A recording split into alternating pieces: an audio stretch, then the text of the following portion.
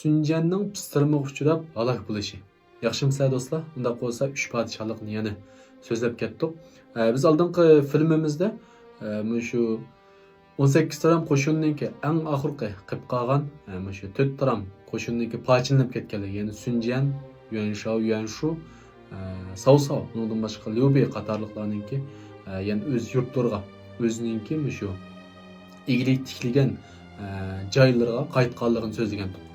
O'xshash shu Sunjanmi Jangdongga yana shu sharqiy Wu tarafga qaytish uchun yo'lga chiqadi. Endi Yuanshao bu Sunjanni ochiq oshkora tutanmaganligi uchun, ochiq oshkora o'ldirilmaganligi uchun buni yushirinchi bo'lsa-mu bitirib qo'ydilar. Bu keyincha zo'rayib qolsa bizga ofat bo'ladi degan planlar bilan shu Jingzhoudagi Liu Biao bilan aloqalashdi. Ya'ni Jingzhoudagi Liu Biaoga maxfiy yorliq tushirib shu Sunjanni o'ta yo'lida yo'qitib berdi deb buyruq qildi. Endi bu Liu Biao shu Jingzhou'ninki aymoq begi. Bu hamda o'rni tayinlagan shu Jingzhou'ni saqlashga qo'yilgan bir kishida. Bu odamninki xarakteri qanday degan vaqtda bu odam hech kimga yomonlik qilmaydigan, shu hech kim bilanmi azarlashmaydigan kishilarning birisi. O'zining ishini qiladi. Ya'ni buningki vazifasi o'rt tarafidan Jingzhou'ni saqla degandan keyin Jingzhou'ning amalligini saqlasa bo'ldi bu. Sirtda nima ish bo'lyapti, urushyapti, chanishib ketdimi, kar yo'qda. Mening ziminimga hech kim chiqolmasa, men hech kim chiqolmayman. Mening ziminimga ta'sir etib qolsa, men uni bosh qo'ymayman deydigan bir odam. Shuning bilan buningga yorliq yozgandan keyin Liu Biao o'ylanib qoldi-da. Qanday qilaman? Sunjanga urush e'lon qilsam, ya'ni Sunjanni bu yerda tutib olsam, albatta men boshda urush e'lon qilgan bo'laman. Men azaldan tinchlik yo'lini saqlab kelgan odam, bu Sunjan menga chiqolmagan tursa, men bunga chiqolsam qanday bo'ladi deb chikkinib qoldi. Ammo Yuanshao bilan Yuanshuninki qisitish ostida, ya'ni bu yorliqdimi shunda deydi. Sunjan shu o'rninki, ya'ni podshohniki tavarik muhrni olib qochib ketdi. Muhim narsani olib qochib ketdi. Sen o'rdi uchun buni yo'qotmasang olmaydi bu munofiqni. Agar sen bu gapni olmasang, men Yuanshao ikkalan birlashib Jingzhou'ni tortib olamiz, sana hujum qilamiz degandan keyin Liu Biao amalsizlikdan Sunjanni yo'qotish uchun tayyorlik ko'rdi. Ham bu Sunjanninki shu Sharqiy ya'ni Jangdong qaytishdagi o'ta yo'li shu Jingzhou. Bu yerda o'tib, andan keyin o'zining yeriga qaytdi. Shuning bilan bu Jingzhouga kelgan vaqtda Liu Biao o'zininki sarkardasi bo'lgan Huangzu deydigan bir sarkardini shu Sunjanninki oldin to'sashga avatdi.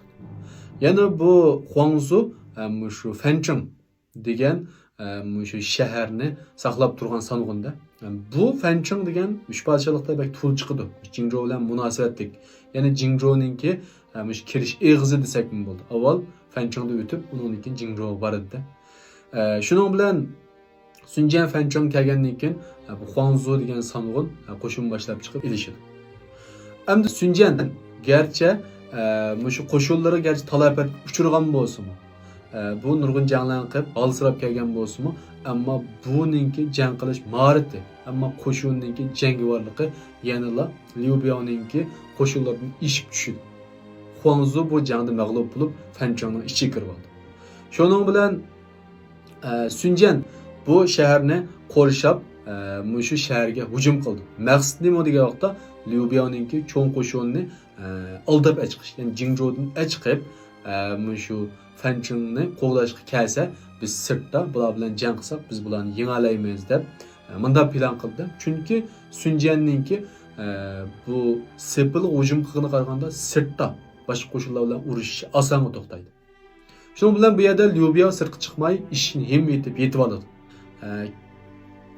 Bir kun kechasi shuning bilan Huangzu degan bu sanog'in Fanchengda turg'ul bo'lmaydi ekan deb yarim kechada chiqib Sunjanninki bargohiga hujum qildi.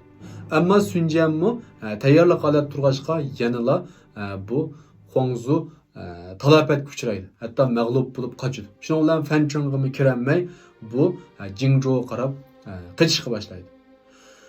Müşahede hamda Sunjan bunun keyninden qo'g'lab qoldi-da. Shu Huangzu degan sanog'ini yo'qotib o'taman, bularninki lashkarni hammen tugitib o'taman deb keyninden qo'g'lashga boshlaydi. qo'g'lab bu yerdagi yo'llar hamda tog' orasidagi har xil qiya tor yo'llarda qo'g'lash jarayonida bu Sunjan bek tez yugurib ketib o'zininki qo'shinidan ayrilib qoldi. Billi yurayotgan qo'shindan ayrilib qoldi. Shuning bilan bir tor jilg'a kelgan vaqtda shu Huangzu, Liu Biao'larninki bu ikki tarafga qo'ygan buktirmasiga uchrab, yana butun badaniga o'q yeyib, ikki tarafdan o'q yeyotgandan keyin o'sha yerda o'lib ketdi. Amaliyotda Sunjanninki o'lib ketishi buninki nihoyatda jangovarlikdan deyishga bo'ldi. Buninki yaratgan to'hpilarmi hammasi jangovarlikdan kelgan. Ham mushu qatim o'lib ketishmi buninki jangovarligi.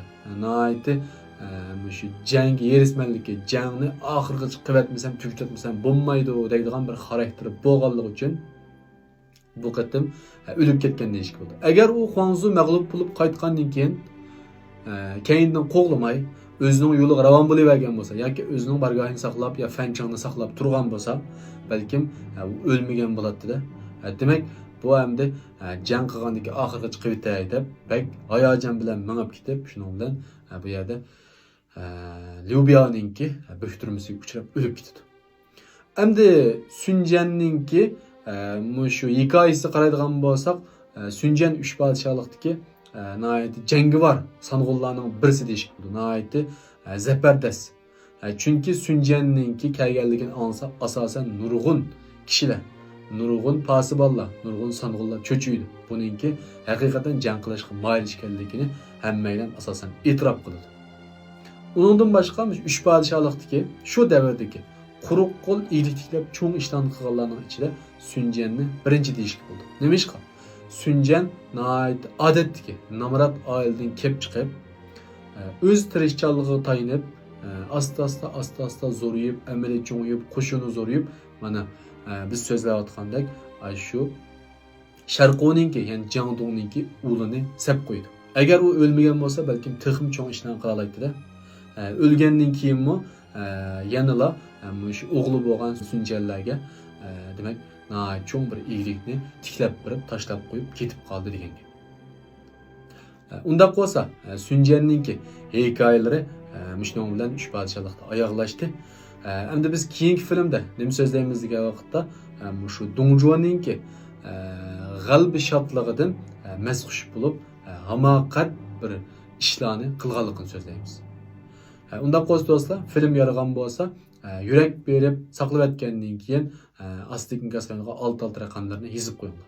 3 podshohlikdan jiqroq narsa o'rgansan bo'ladi. Kishilik munosabat, odam xarakteri, xodim boshqarish, iyilik tiklashga oid mazmunlarni bilsan bo'ladi deb qolsanglar, astidagi ulanmani bossanglar, men so'zlab tayyorlab qo'ygan 5 qismlik dars bor. Shu darsni anglash orqali texnik ko'p bilimlarga ega bo'ldi.